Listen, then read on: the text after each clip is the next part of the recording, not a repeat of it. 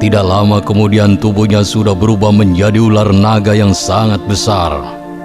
Ular jelmaan Kiai Pasir itu terus berguling-guling di tanah menuju arah pondoknya untuk melihat keadaan Nyai Pasir. Tempat sepanjang ular naga berguling menjadi cekungan dan makin lama makin luas. Dacing TV dengan bangga mempersembahkan sejarah Telaga Sarangan Magetan dengan judul Asal-Usul Telaga Sarangan Magetan. Untuk mengetahui sejarah selengkapnya, silakan simak video ini sampai selesai. Bantu kami dengan cara klik tombol subscribe dan tombol lonceng agar Anda mendapatkan notifikasi video terbaru dari kami secara gratis. Selamat mengikuti.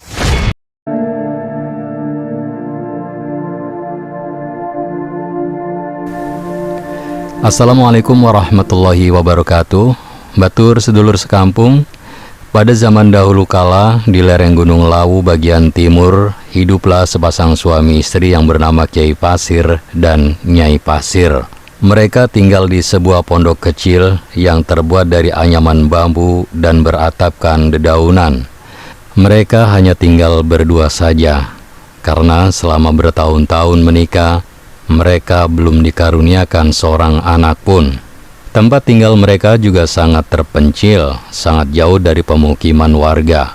Untuk memenuhi kebutuhan hidupnya sehari-hari, mereka menanam umbi-umbian di sekitar pondok. Sayuran dan buah-buahan didapat dengan mudah di hutan sekitar. Kadang-kadang Kiai Pasir berburu binatang untuk dijadikan lauk. Daging binatang dikeringkan sehingga dapat disimpan untuk waktu lama. Sesekali Kiai Pasir pergi ke pasar desa yang terdekat untuk menukar barang yang tidak ada di lereng gunung, seperti garam dan beras. Barang-barang dari gunung yang laku ditukar dengan bahan makanan adalah kayu bakar. Untuk itu Kiai Pasir rajin mengumpulkan kayu bakar, baik yang berupa ranting-ranting maupun kayu belah. Di suatu hari Kiai Pasir pergi ke hutan untuk menebang pohon. Batangnya akan digunakan untuk mengganti tiang pondoknya yang sudah dimakan rayap. Sedangkan rantingnya nanti akan dikeringkan untuk kayu bakar.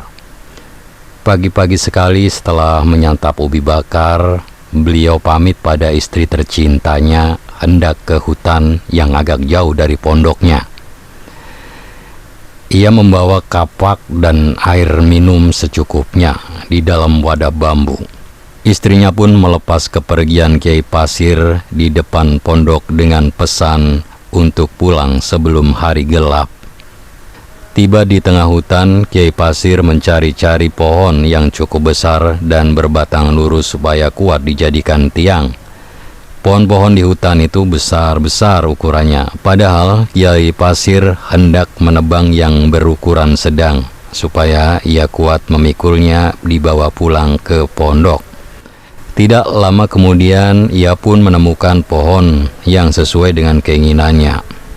Karena semak belukar di sekitar pohon itu sangat lebat, Kiai Pasir pun terlebih dahulu membersihkannya agar ia mudah mengayunkan kapaknya ke pangkal pohon.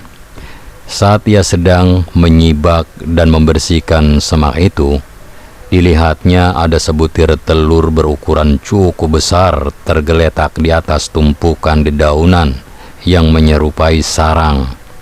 Seketika itu Kiai Pasir teringat istri tercintanya yang tentu akan sangat senang apabila mendapatkan telur untuk santapannya. Apalagi mereka jarang sekali dapat makan telur. Tanpa berpikir panjang lagi, diambilnya telur itu, kemudian dimasukkan ke dalam wadah bambu yang sudah kosong. Kiai Pasir kemudian melanjutkan pekerjaannya membersihkan semak belukar di bawah pohon. Pekerjaan itu memakan waktu yang cukup lama, karena semak belukar tumbuh sangat lebat dan tinggi. Matahari tampak sudah mulai bergeser ke barat. Saat Kiai Pasir hendak mulai mengayunkan kapaknya, Karena Kiai Pasir takut kemalaman nanti di perjalanannya, maka Kiai Pasir berhenti menebang meskipun pohonnya belum roboh. Ia segera berkemas dan berniat akan melanjutkan keesokan harinya. Ia berpikir besok pasti akan lebih mudah dan cepat tumbang pohonnya karena sudah tidak perlu lagi membersihkan semak belukar. Nyai Pasir sudah menanti dengan cemas di depan pintu pondokan karena hari mulai gelap. Alangkah senangnya ketika dilihat Kiai Pasir pulang dengan selamat. Apalagi saat itu suaminya menyerahkan wadah bambu. "Apa ini?" tanya Nyai Pasir.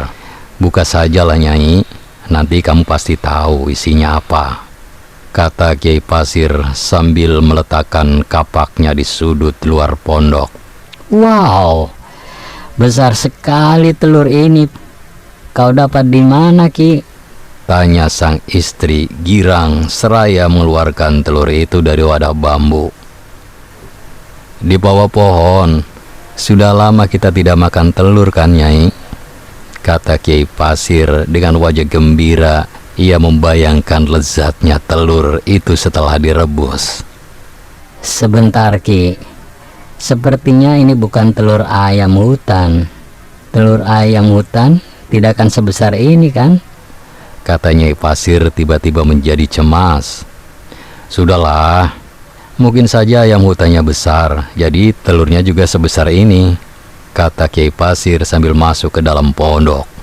"Kalau telur ular bagaimana, Ki? Induknya pasti akan mencari." Aku tidak melihat ular di sana kok.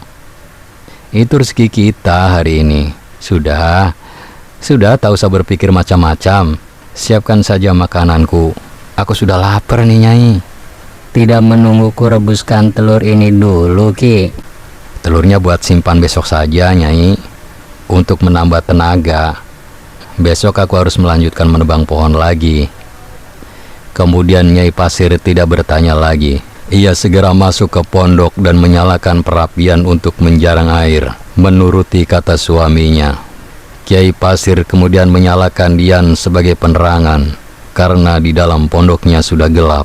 Sambil menunggu airnya mendidih, Nyai Pasir menyiapkan ubi rebus dan sayur di atas meja bambu. Kiai Pasir pergi ke pancuran di belakang pondok untuk membersihkan diri. Tidak lama kemudian Kiai Pasir sudah duduk menghadap meja, menunggu Nyai Pasir untuk makan bersama. Keesokan harinya Kiai Pasir bangun lebih pagi karena akan melanjutkan menebang pohon. Saat Kiai Pasir menyiapkan peralatan di samping pondok, Nyai Pasir menghidangkan minuman, ubi rebus, sayur, dan telur rebus yang dapat kemarin. "Ki, sarapan sudah siap nih." "Ya sebentar." Kiai Pasir masuk ke dalam pondok dengan wajah gembira karena membayangkan lezatnya telur rebus bikinan istri tercintanya. Sudah lama mereka tidak menyantap hidangan berprotein itu. Nyai Pasir membelah telur itu menjadi dua. Yang satu diberikan kepada Kiai Pasir dan satunya disantap sendiri. Enak sekali Nyai. Mudah-mudahan tenagaku bertambah hari ini." "Iya, Ki. Rasanya lebih lezat dari telur ayam yang pernah kita makan." Selesai bersantap, Kiai Pasir berangkat ke hutan dengan membawa peralatan seperti biasanya. Nyai Pasir mengantarkan hingga ke halaman pondok. Setelah suaminya tidak tampak, Nyai Pasir kembali ke pondok untuk membereskan peralatan makan dan mengerjakan pekerjaan rumah lainnya. Sementara itu, Kiai Pasir bergegas menyusuri jalan yang telah dilaluinya kemarin karena ingin segera mencapai hutan dengan cepat. Dalam perjalanan itu, Kiai Pasir merasa ada yang aneh dengan tubuhnya.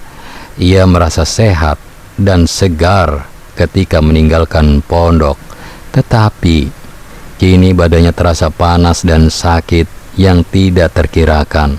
tak kuasa lagi melanjutkan perjalanan, ia pun berhenti dan meletakkan seluruh peralatan yang dibawanya.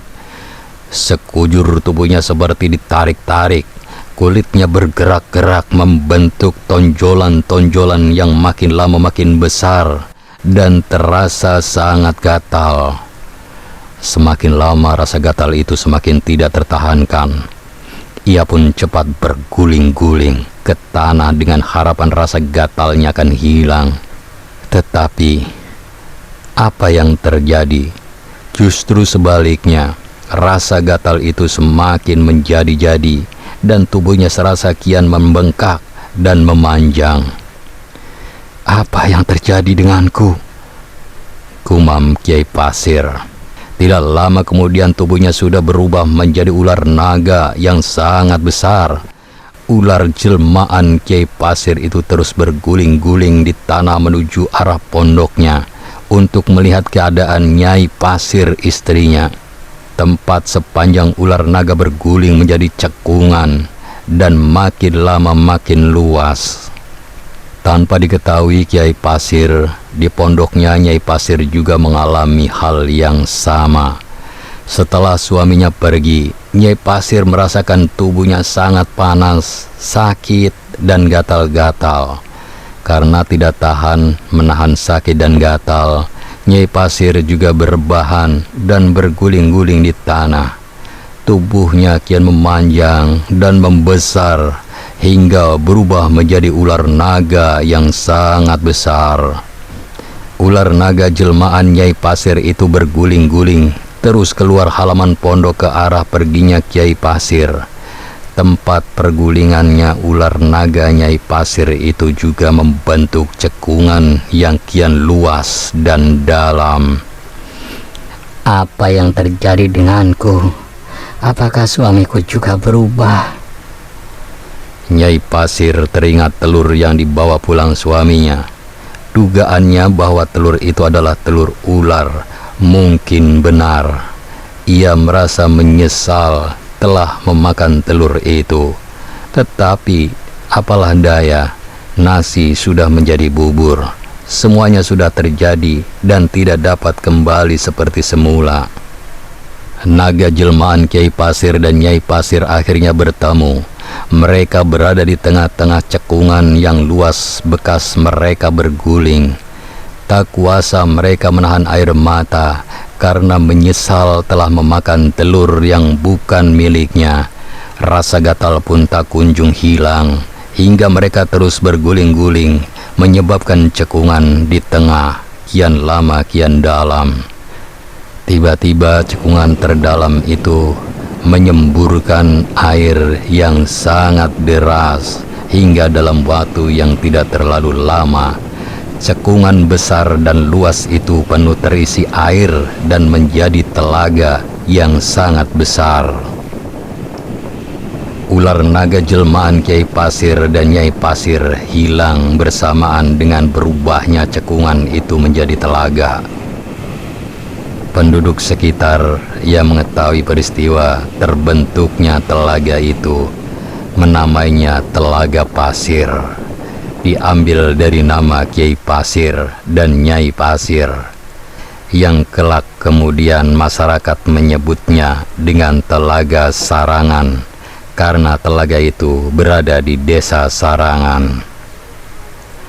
Batur sedulur sekampung, demikian sejarah asal-usul Telaga Sarangan Magetan. Saya yakin Anda memiliki pendapat yang berbeda. Oleh karena itu, jika ada perbedaan atau ingin melengkapi sejarah ini, silakan tulis di kolom komentar dengan bijak. Mohon maaf jika ada kekeliruan dalam penyebutan nama toko atau tempat. Terima kasih telah menonton video ini sampai selesai. Jangan lupa klik tombol subscribe, like, komen, dan share seake-ake. Ingat, tetap meduluran aja pada tukaran. Wassalamualaikum warahmatullahi wabarakatuh.